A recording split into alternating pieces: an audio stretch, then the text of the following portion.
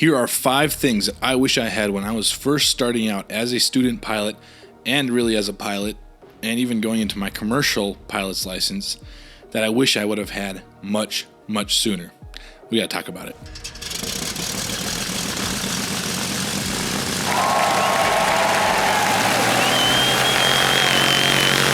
Hey everybody, Eric the Aviator coming at you with another video. 5 things that I wish I would have had sooner as far as gear goes when I was learning how to fly an airplane. And make sure to stick around to the end because number 4 and number 5 could legitimately save your life. And these are safety things that I think every pilot should have on board. And I had some serious close calls, and if I would have had these, it could have prevented some of those. So stick around for that. But thing number 1 is equally as important, in my opinion, is the Apple Pencil. It's not literally a lifesaver, but figuratively, it's definitely a lifesaver, especially when you're doing IFR ratings. Because when I was starting to learn my VFR, I carried a paper and pencil everywhere. I just wrote everything down, all my clearances, everything I needed to remember. I just wrote it all down, and it was perfectly fine. Because you don't get a whole lot of clearances when, let's be honest, in VFR. You go into a tower, and it's kind of the same every single time, so you're not really worried about it. But when you're flying IFR, it's a whole different story. When you're flying IFR, you're constantly getting frequency changes just like that. You never know when they're coming. You have to write down your clearances, your craft acronym, all this kind of stuff. And I tried doing it on paper for a while, and finally I was like, you know what? I already have an iPad.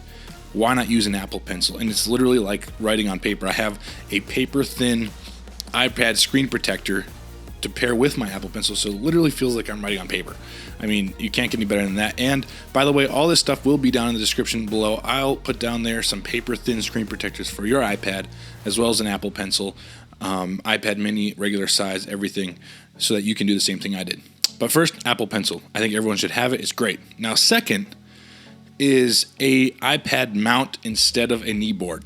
I don't know if you were like me, but everyone was talking about knee boards. Knee boards this, knee boards that. Everyone should have a knee board. So I went out and bought a knee board that could fit my iPad, had a bunch of cool pockets, and it was really neat. And I used it for one flight, and it was garbage. I hated it. I hated every minute of using that knee board because, first of all, when you're flying, you don't want your head down. That's a good way if you're in the clouds to get disoriented. Even at night, it's a good way to get disoriented. And it's just a good way for a lot of stuff to happen without you noticing. And so what I found is when I had my knee board, I was looking down all the time. And looking down is never a good idea. And so I know a lot of you guys are saying, Eric, we have iPad mounts. We know they're great. But a lot of people, especially when they're training, they didn't know that they could buy an iPad mount, bring it in their flight bag, and just suction it to the windshield, even if the trainer doesn't have an iPad mount. And you tie that with an Apple Pencil, and it's like a dream machine. You need to take a note, no problem. You just pop it, hit your notes tab on ForeFlight, pop your Apple Pencil out, and start scribbling notes, and it is literally a dream machine. Those two, highly recommend, especially if you're going to fly IFR. Highly recommend those two. Now, number 3 is not something that I can really link in the description unless you don't have ForeFlight, but ForeFlight documents. This has been huge. This discovery has been huge for me because the FAR aim, you have piles and piles of books, handbooks, cheat sheets, everything.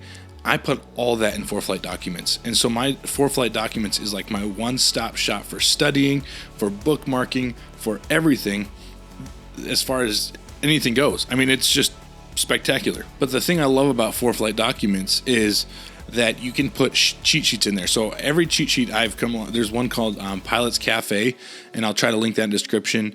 And it's really great. It's meant for IFR flying, I think, but it's got tomato flames in there. It's got every little acronym that you're supposed to remember, especially for IFR, but also for VFR. A lot of that stuff transfers over. So it's really great for no matter what stage you're in, even commercial. I was literally referencing the Pilot's Cafe cheat sheet for my commercial training. And so it's just a really great cheat sheet, and I have it right there in ForeFlight documents. I don't have to be searching through stuff.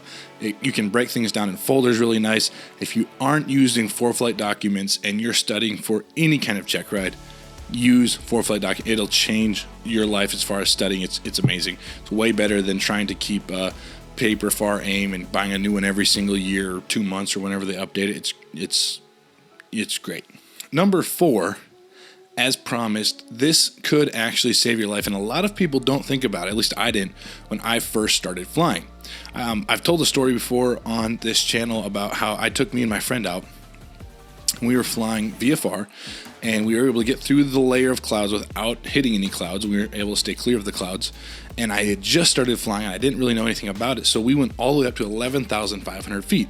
Well, my friend, he hadn't really flown at all before, especially in such a small airplane, and I was like a 50-hour pilot. And so we're making this trip at 11,500 feet because ForeFlight was saying we had great tailwinds up there. And we did. It was smooth. It was cool. Everything about it was great. But then I look over at my friend, and he's like passed out in the right seat.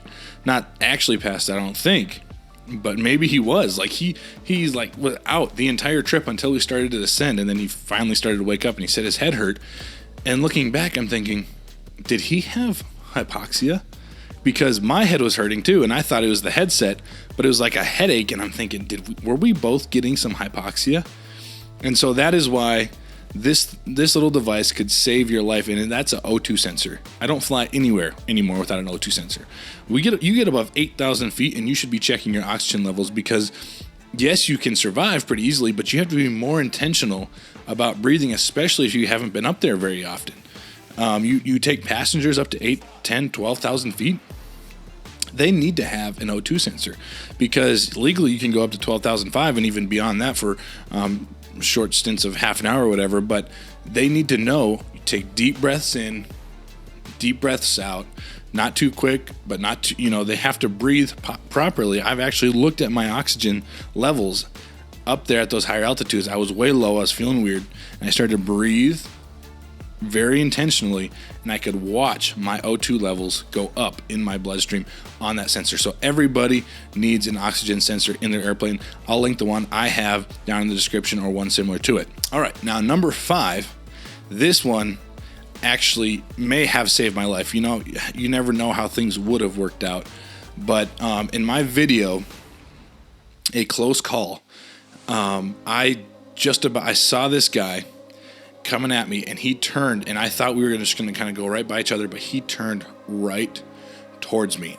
But here's what's crazy. I didn't see him in real life until the last second. He was like on top of me. Fortunately, I was able to dive because I saw him on ADS-B, and that is my 5th recommendation. Our plane didn't originally have ADS-B, but when I started researching it, I told my dad, I said, we need to get this installed because it is a huge safety thing. So what do you mean? Like, I can't just buy a device that has ADS-B? Well, actually, you can buy a device, and probably you know what I'm talking about, but the ForeFlight Sentry is an amazing device. I don't have this device exactly. We had the Garmin ADS-B in-out installed, but just for that extra measure of safety, if you don't have ADS-B in-out, or maybe you have ADS-B out, but you don't have ADS-B in, or maybe you're not sure what you have because you're in a trainer aircraft and it changes all the time.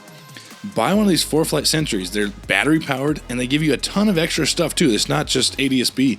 You get weather, you get backup attitude, there is a whole list of features you get in this just tiny little battery powered device.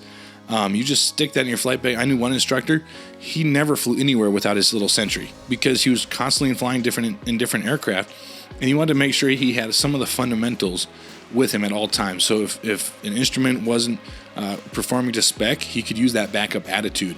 If maybe they didn't have ADS-B, he wanted to make sure that he could see traffic wherever he was at. So he just threw that in his flight bag, put it on his dash, and he took that everywhere. So I highly recommend the ForeFlight Sentry. Again, that's down in the description below. And there you have it, 5 things that I wish I would have had sooner as a beginning pilot. This has been The Aviator. Thank you for watching, and don't forget to like and subscribe for more. See you in the next one.